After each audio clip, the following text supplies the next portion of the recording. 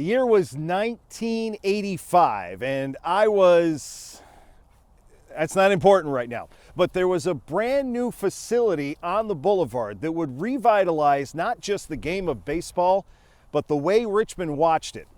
Good evening, everyone, and welcome to our special preview of the Flying Squirrels opening night. I'm Lane Casadante. Over the next few minutes, we will look back at the diamond through the decades and look forward to a brand new home for baseball in the River City. Well, it doesn't just go back to 1985. This plot goes back to 1954. When you look at the players who played in this plot of land over the last 70 years, you've got Mickey Mantle came through with the Yankees. Willie Mays was here with the San Francisco Giants. Satchel Paige came through with the Miami Farm Club. Anybody that played for the Braves teams in the 90s that won all those divisions and won a couple of pennants and went to the World Series, they came through here. If you're a baseball fan, you have seen the future of the sport before your eyes right here at the Diamond for 40 years. This is the longest serving professional baseball ballpark in the 150 years or so of professional baseball history in this city. Much like Parker Field in 1984 going to 1985, it's long past time for this city to have a new ballpark. The only thing I've worked on longer than this is raising my kids. Like, it's been like 4 Olympic cycles to get this thing to where we can officially say, we're moving into Carmax Park. So that's pretty cool. Diamond through the decades, the Flying Squirrels preseason preview, sponsored by The Floor Store. The Flying Squirrels are famous for saying they love to make memories, and for the last 15 years, they've done a very good job of that here. But this building has 4 decades worth of memories for everyone that has come through its gates.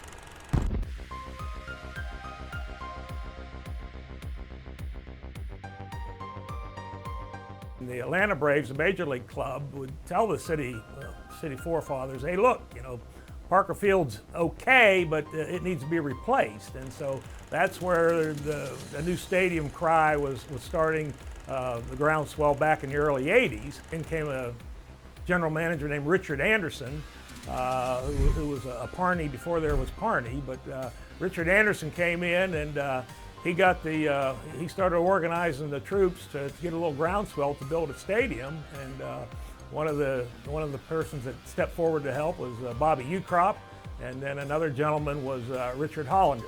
And the 3 of them were able to kind of start planning, kind of start discussing, and doing what needed to be done. And that's when the Diamond started to come to fruition. I want to talk about your brother a little bit, because I know you were working at Ukrop's with your brother at the time. And in a roundabout way, he also kind of played a big part in you becoming a part of the Diamond. Yeah.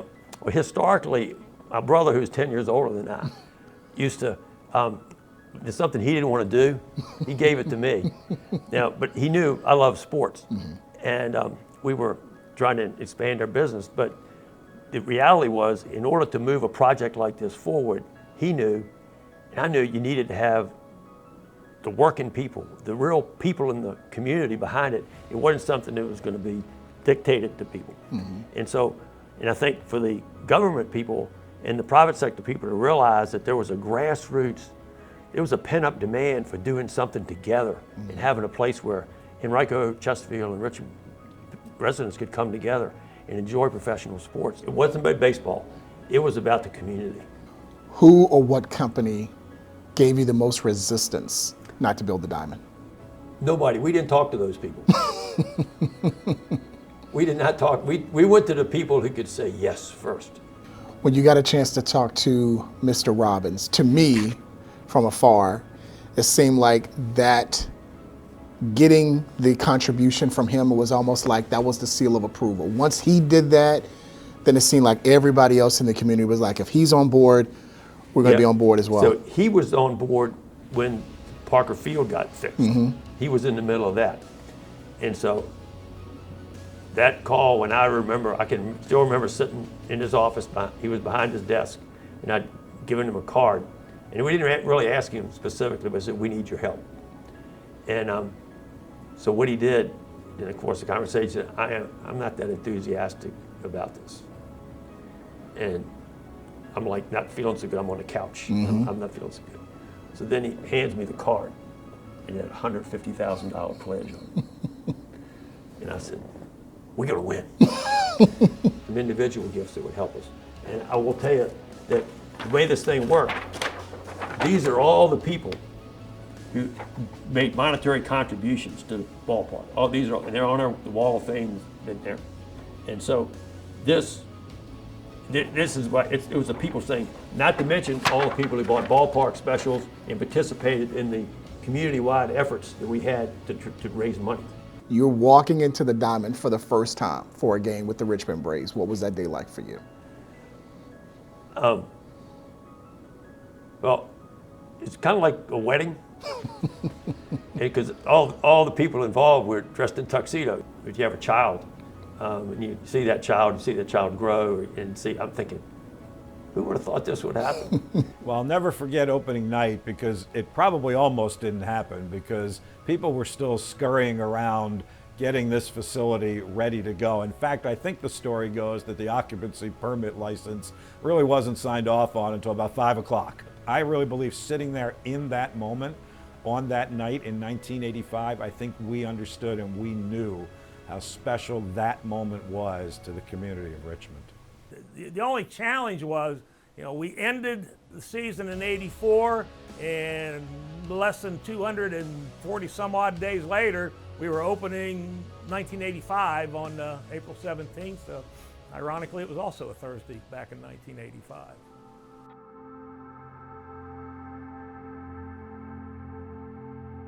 There's something magical about baseball that draws people out to the park to while away a few hours under the right conditions. Many have tried to explain Americans' love for baseball. Is it that there's no clock to end the game, thus allowing us to drift into a sweet timeliness? Or the box scores, the statistics that form a completeness in the game we don't find elsewhere in our lives? Or is there something mystical and perfect about the dimensions of the playing field?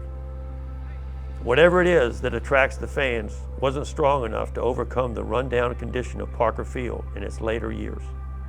People want to relax, dream, forget their troubles, be entertained, but Parker Field was not very uplifting, to say the least. The new park will make going to a baseball game fun again. I believe it would be a master stroke to give the ballpark a name that would complement this good feeling, a name that would bring the magic back to baseball in Richmond. I suggest we call our new ballpark the Diamond. I hope the Diamond doesn't offend those who believe the community-wide effort to build the park should be remembered in the name Richmond Metro Stadium or something like that. All the municipalities have come together in this endeavor, sparking a renewed interest throughout Richmond. But don't douse the flames with a dull and commonplace name. The Diamond symbolically can include Richmond, Chesterfield, and Henrico. Everyone as the diamond of the community at large, a jewel of many facets, if you will. I would apologize to those who believe we should retain the name Parker Field and to those who would like to memorialize Tommy Aaron. We could set aside a place in our new park to honor these two men and others who contribute to our rich heritage in sportsmanship. Richmond could use a healthy dose of hope and togetherness, and the Diamond can be a special mix of our combined efforts in building the park, along with the magical attraction of the game. Diamonds on Forever was a great slogan to get people to pitch in. Let's make the Diamond we're building together a monument to the magic of the game and the best in us. Sincerely, no name. Well, on behalf of everybody who spent at least a day or two at the Diamond and enjoyed the memories, I want to thank you for what you did and your colleagues did in bringing the Diamond to Richmond, where they had an opportunity to enjoy some great memories, got a chance to spend some family time, watch some great baseball, and those memories will continue across the street. Yeah. Sounds good. Yep. Appreciate it very much. Thank you. The '86 was a really, really good team. We had an infield that was dubbed the $1 Million infield, all of whom went on to play in the major leagues. And they put together a really good season, won the International League regular season. We're playing Game 4 of the playoffs. We played Rochester. We're down 2-1, and they got the tying run on second base. And the manager brings in Tom Glavine, 20-year-old Tom Glavine, long before he's a Hall of Fame Tom Glavine. He gets the last out. We win Game 4. We win Game 5. We're Governor's Cup champions. When Tom Glavine got promoted to the major leagues for the first time, the pitcher who replaced him on the Richmond Braves that day that took his roster spot was John Smoltz. So how often do you see one Hall of Famer, one eventual Hall of Famer, go up and then get swapped into a AAA team for another Hall of Famer? The Braves put a good product on the field. Guys that you would see play here, the next couple of years you'd see them up in the majors. Anybody and everybody that played for the Atlanta Braves on those division and pennant and championship teams in the 90s came through here. Andrew Jones was here for 2 weeks. That's it. Went up and played in the World Series that year. Chipper Jones, they had that great 8 in 1993.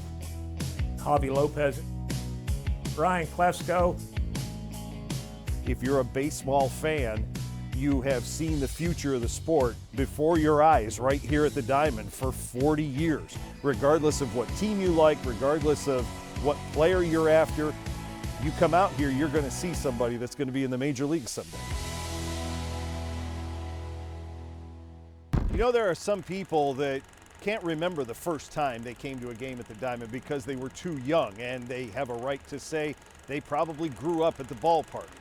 But there's one guy around here who actually has grown up at the Diamond. He was here on the very first night, and he will be here on the very last night.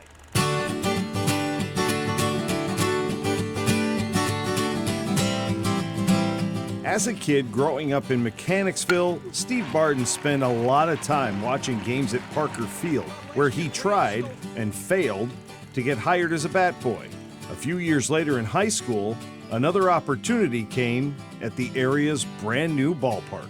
They had an announcement that the Diamond was hiring for part-time seasonal employees. Steve came down to apply for a job with his 2 buddies. We needed the bodies. You have to have an usher at every section. I called the first friend. He answers the phone. Michael, hey, yeah, want a job? It's yours. Talk to David. Hey, you're hired. Get to Steve. Nobody answers at his house. He goes to school the next day. Michael and David got jobs. Steve's out in the cold. He's all nervous. So about 4 o'clock that afternoon, I get this call from a young Steve Barden. And he goes, hey, did you try to call me? Yes, sir, Steve, I did try to call you. So Steve got his job to work at the Diamond, and the rest, they say, is history. This is where it all began for me at the Diamond in 1985. What was the excitement of opening night when this building opened? It was immaculate. It was their big leagues. And so many of the Braves players that made it to the big leagues during those early years went on to fantastic success. Name a player on any of those Braves teams, and chances are Barden was there for part of their ascent. When those guys all came through, was there the excitement about them back then that there would be today? No.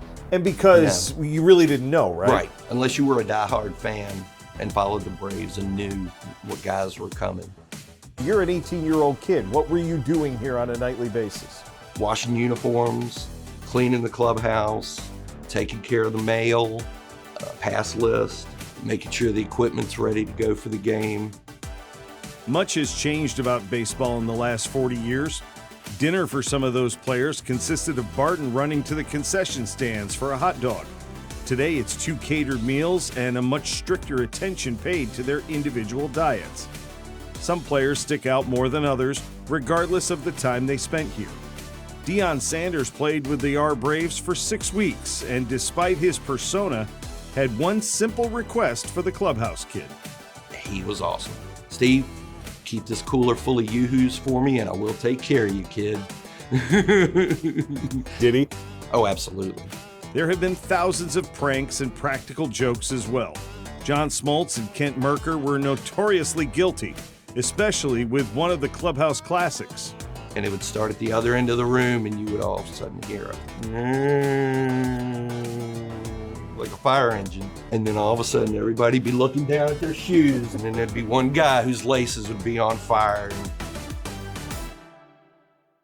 Barton has always known and embraced his role in the game, and the payoffs have been beyond memorable. You just create a positive atmosphere, a fun atmosphere, and when they walk out on that field, they have a smile on their face. I see a guy make it to the big leagues for the first time, and just, that means a lot. And they don't forget, that you helped them on the way. September 14th has been circled on his calendar for some time. Barton is looking forward more than he is looking back, but it will be the end of a personal era for him, as well as the entire region.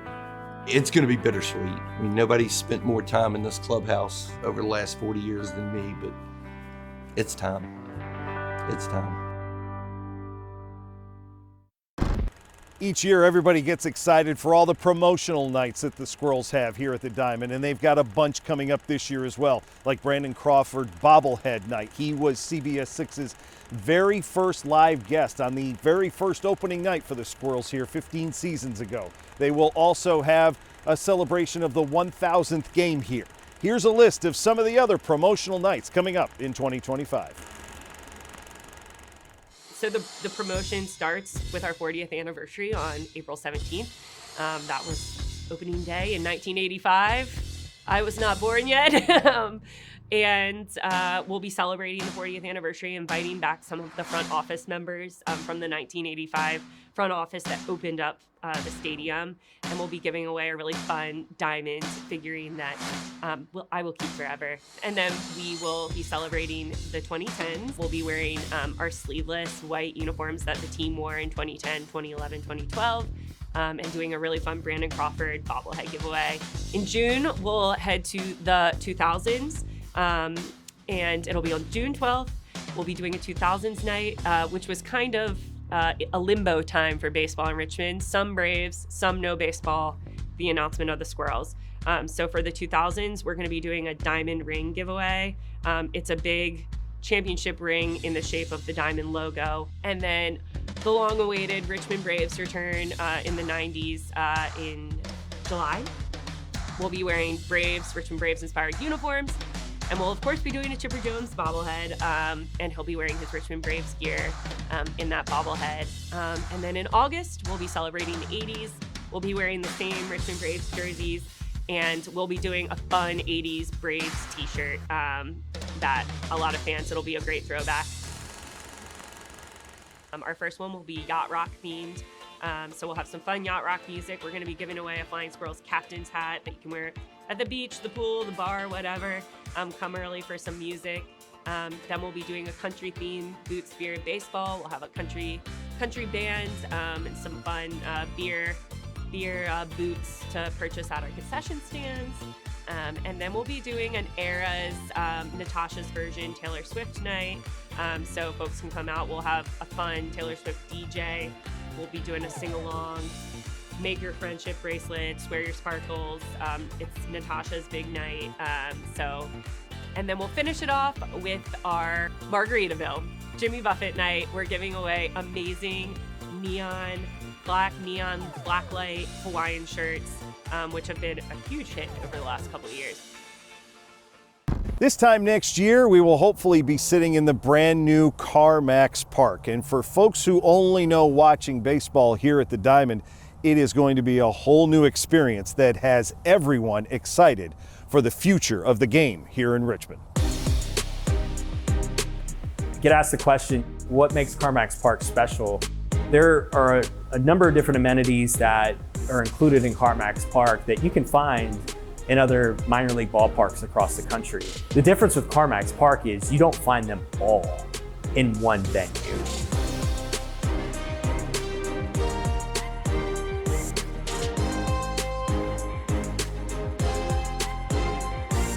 When you come to CarMax Park and you enter the front gates, it's going to be different from the Diamond. You're going to experience all the sights, sounds, the feels, the smells of entering a ballpark, of entering someplace special. CarMax Park is going to bring so many new things that we've never had before. The first fan to catch a home run ball, to have people 360 all the way around is going to be really cool for our fans to get to experience. This is truly a Major League Baseball field, just a smaller footprint.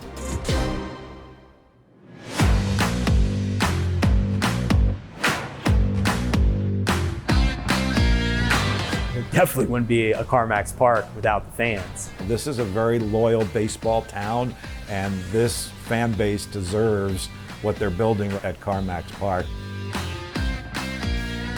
My job is to create the fun and to create the memories and to do the silly, weird stuff. We're gonna have opportunities to do it way bigger and better than we could here. Really, what we're doing is taking away the constraints. So honestly, I think it might get weirder and sillier because you're gonna see it all on a bigger stage. We're gonna be able to put on a show that is not rivaled by any team in the country. It's gonna open up so much more to interact with the community 365 days a year. Well, it's going to be a year-round facility. There's going to be a destination at CarMax Park.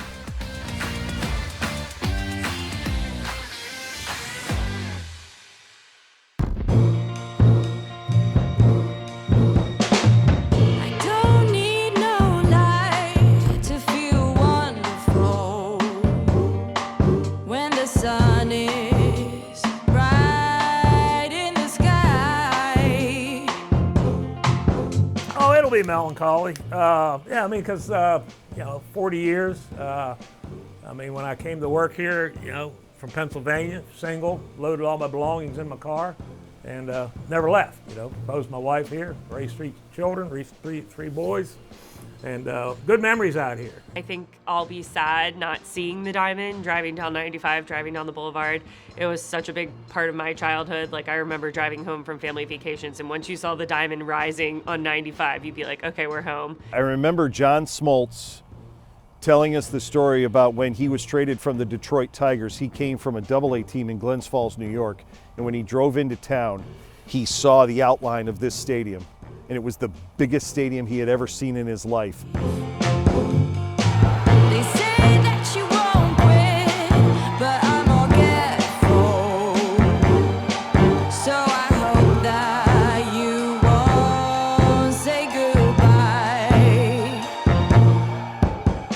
The reason that it is happening is because the fans' participation and involvement made it impossible for anything else to happen than CarMax Park come to life. Like anything in life, it moves on. So, but it'll be a celebration. It'll be a celebration, that's for sure. And the great news is for the next however many years, we're going to make a lot of new memories in history in CarMax Park, and eventually we'll catch up to all the memories in history of the Diamond.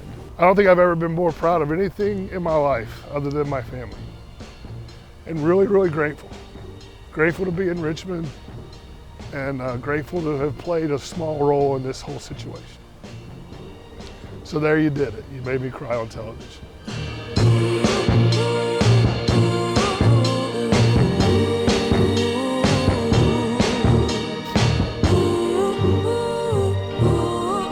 Boom.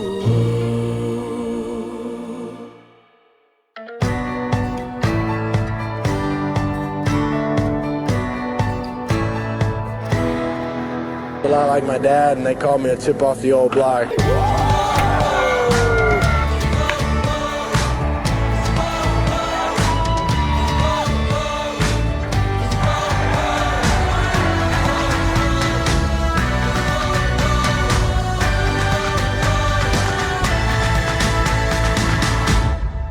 You have one last season to make your own memories here at the Diamond. The final opening night will be April 4th. Gates open at 5 and the first pitch will be at 6:35.